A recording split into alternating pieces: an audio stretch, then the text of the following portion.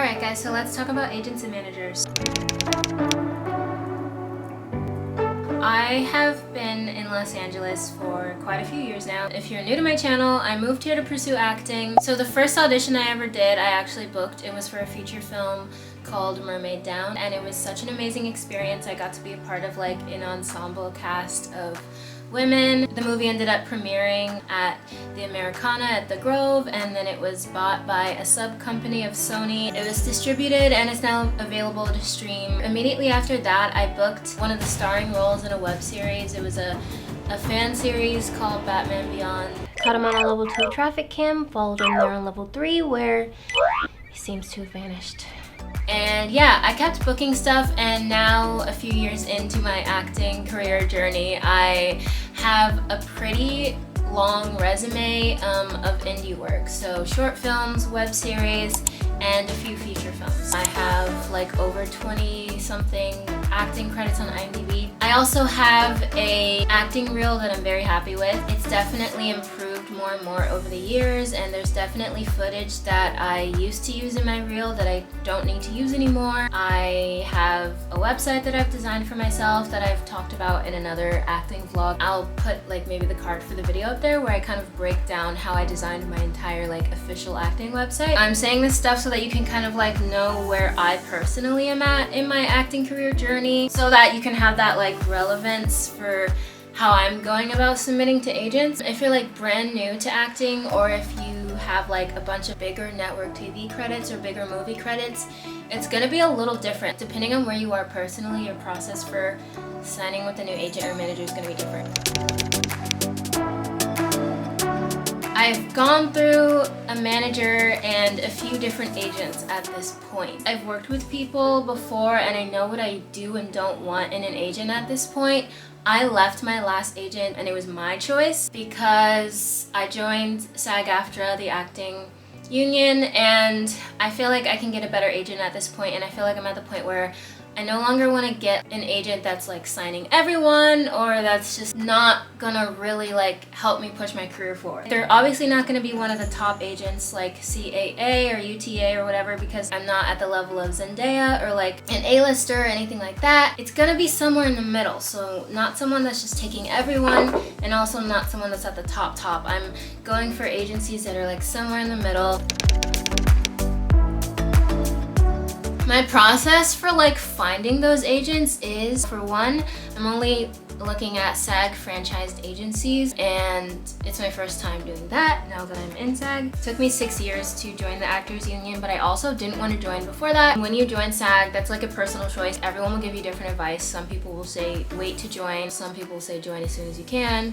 Personally, I went the route of like waiting to join so that I could fill my resume and my reel with a lot of non-union work, because it's easier to get non-union work when you're kind of like newer to the industry. So I waited to join, but about 6 or so years in, I joined. So yeah, SAG franchise agencies, and then I'm basically going down a list of agencies, looking into each one on IMDb Pro. So IMDb Pro is a great resource for actors. It's like $19 a month or something, and you can basically click on any industry professional, actor, director, producer, casting director, agents, managers, and you can find their contact information. You can see every project they're working on or have coming up. You can see who all of their clients are if they're an agent, and that's where it comes in handy when you're looking for an agent or manager, because as I go down my list of agencies I'm considering, I click on the agency on IMDb Pro, and then I look at who their other clients are. What I'm looking for is, are their clients really unknown? Really just doesn't seem like they're doing anything, or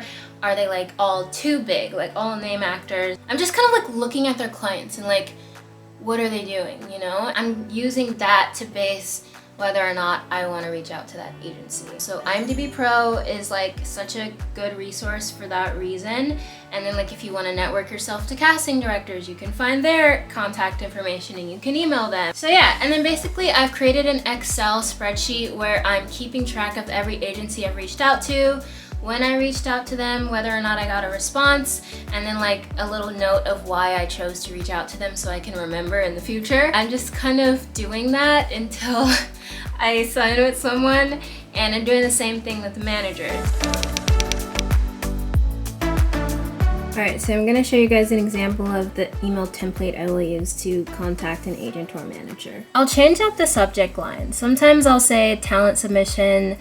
Sometimes I'll just say seeking specifically whatever kind of representation. Sometimes I'll put my full name after that. You know, I'll kind of change it up. I don't really have one thing I always use there. I usually do an introductory sentence followed by this collage I've created of basically stills from different films I've been in that show me like in different roles, just to kind of use an image to catch their eye, hopefully. But I usually say something like dear, either a specific person or just like in general, the name of the company. And then I'll say my name is Shani Drake. I'm a Los Angeles-based SAG-AFTRA actress seeking theatrical representation. I would love to be considered by said company. So after that, what I'll do is I'll list a few recent notable roles that I've been in. I'll note if they're like, if the project won awards. I'll usually say something like I'm self-motivated, I'm passionate about my career, something like that. Then under that, I will list links that are easy for them to like click on to go and see my work and more photos and things like that. So I include my IMDb, my Actors Access link, my official website link, and my acting reel link. And then I have another collage that I include, which is basically like a headshot collage. And I switch this up too. I play around with different photos to kind of like see what works. And I'm getting new headshots soon. These are from 2019. I've had casting directors tell me I still look exactly like my headshots though, so it's more so that I want to add additional looks, like I want to add some looks with my natural hair and things like that, because I am still happy with these, especially this one. This whole series I really like. And then at the bottom, I'll just kind of say kind regards, Shani Drake, and then under that I'll put my phone number. If you put a video link in your email, obviously the video is going to show up down here, so I love that. That's my reel. And then I always attach my actual resume PDF. That is kind of my process for contacting agents and managers. Just a note, always make sure to find out if they take unsolicited submissions, and then like if you want to listen to that or not, no, but like if they take unsolicited submissions or not, and then if they're referral only or not. And then usually like on their website, it will say how they like to receive submissions. So they might have a form on their website that you can just fill out. A lot of the ones I've contacted have had that. Or they'll say like, we prefer email submissions, or we take headshot resumes, reels through mail only, or something like that. So like just make sure you know how they want to be contacted. Not every agency likes to be contacted the same way. But yeah guys, hopefully that was helpful. I'm going to actually do the work now and contact a few more agents and managers, and I will catch up with you guys later.